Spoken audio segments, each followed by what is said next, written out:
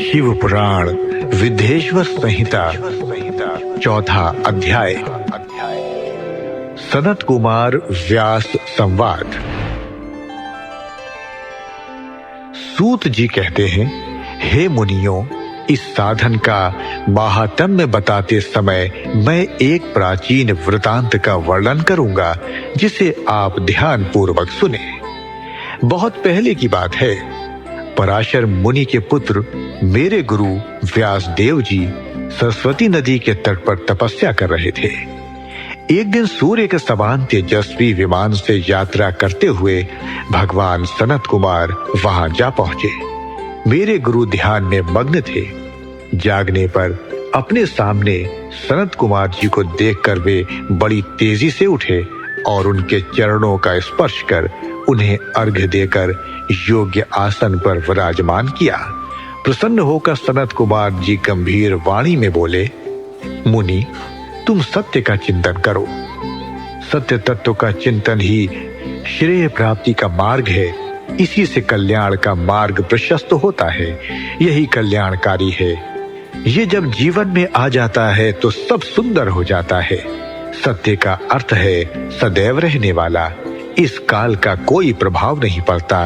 ये सदा एक समान रहता है।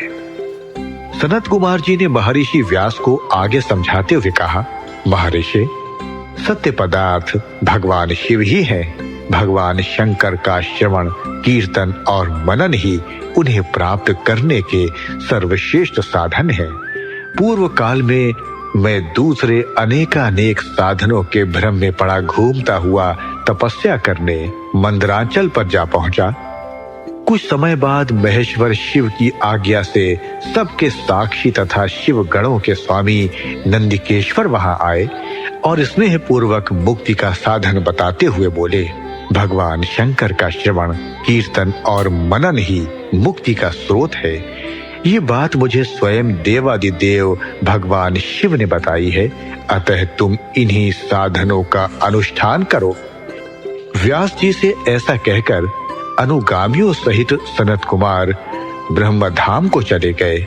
इस प्रकार इस उत्तम वृतांत का संक्षेप में मैंने वर्णन किया है।